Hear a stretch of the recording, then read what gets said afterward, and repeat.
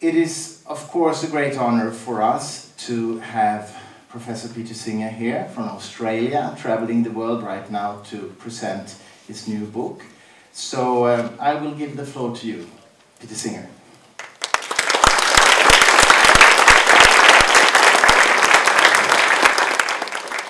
Thank you very much, Krista, and I want to thank all of you for coming to here, and of course I want to thank Krista and everybody working for Fri Tanke for the publication of this book in Swedish. It's the first foreign language edition. It's been published so far in Australia, the United States, and in the United Kingdom, and I'm very pleased to have it published in Sweden too.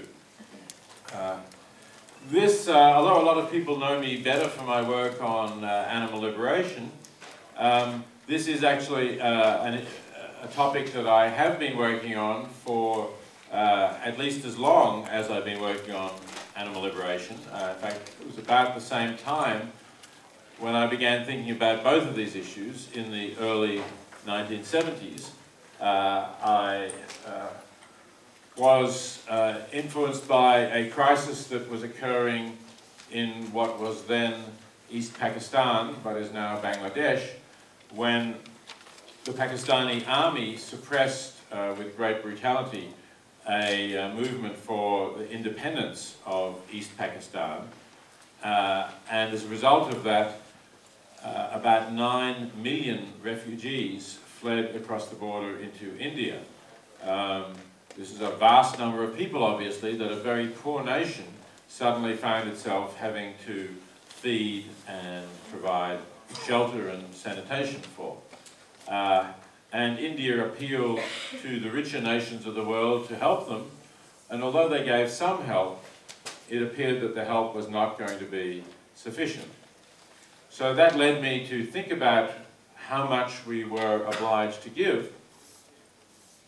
And I wrote my first article on this topic. It was called Famine, Affluence and Morality. It was published in a philosophy journal in 1972. In that article, I used a kind of a thought experiment to get us to think about how much should we do if we can relatively easily rescue someone whose life is in danger.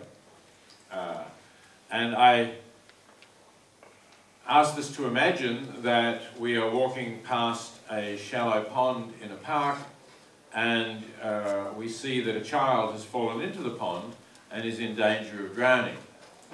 And we look around, of course, for the parents or the babysitter, but there is no one there. So we realize that if we don't wade into the pond and save the child, it's quite likely that the child will drown. But we also then think about the fact that just this morning we put on our best pair of shoes, an expensive pair of shoes, let's say, which are probably going to get ruined if you wade into this pond and save the child. Now, I asked people to think about what would be the right thing to do. Would it be acceptable to say, well, because I don't want to ruin my shoes and don't want to have to buy another pair of shoes, I won't save the child. I'll just go on my way wherever I was going before. After all, I didn't push the child into the pond. I'm not responsible for the child being in the pond, so I don't have to do anything to get the child out of the pond. And almost everybody thinks, when presented with that situation, that this would be wrong, that you actually have a moral obligation to rescue the child in these circumstances. You can't just walk past, even if you're not responsible for the child being in the pond. And I think that's the right response. That's obviously the response we would want people to have. But the question I then go on to ask is, if that's the case, then don't we have at least a similar obligation in the case of people whose lives are endangered, even if they are not right in front of us? Even if they are not in a pond in front of us, we can't actually see them, but we know that there are people in danger, and we also have the ability to help them by giving, for example, to an aid organisation that will provide support for the refugees in India, I was thinking about at the time. Well, I come back to that same example of the child in the pond in the new book. But of course, there doesn't have to be a life-threatening emergency, a huge humanitarian catastrophe or potential catastrophe, as there was at that time in the 1970s, and as there has been occasionally since, because all the time around the world there are children who are dying of avoidable poverty-related causes. According to UNICEF, the United Nations Children's Foundation Fund, it's almost 10 million children dying every year. That's 27,000 dying every day from poverty-related causes. And most of these causes are things that we can prevent.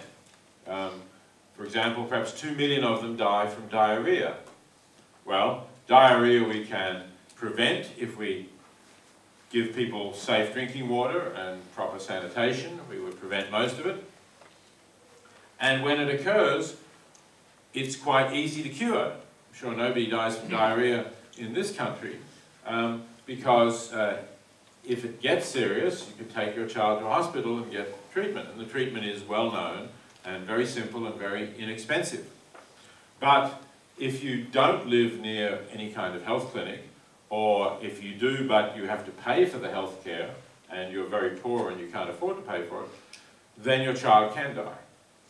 So again, this is something that we can prevent even when the diarrhea occurs by paying for either more local health clinics, which provide free health care, or paying for healthcare workers to go out to the more remote villages and distribute the kits that provide a combination of salts that you mix with water and you give to the child with diarrhea, and they're very inexpensive and they're very effective at curing diarrhea, or at least preventing death from diarrhea. So those are things we can do. We can also reduce the number of deaths from malaria by distributing bed nets for children to sleep under so they don't get bitten by mosquitoes. We can reduce the incidence of measles by immunizing children against measles. And we can generally improve children's health and reduce the death toll if we can help people to grow more food, provide them with better seeds perhaps, or better agricultural techniques, and then their children can be better nourished. We can also help them to educate their children. That's been shown to be important for long-term reduction of poverty. And incidentally, the education of children, and particularly the education of girls, has also been shown to be effective in reducing the number of children they have. So if rapid population growth is an underlying cause of poverty, as it certainly is in some countries anyway, then helping to provide more education is one way in which we can contribute to slowing that population.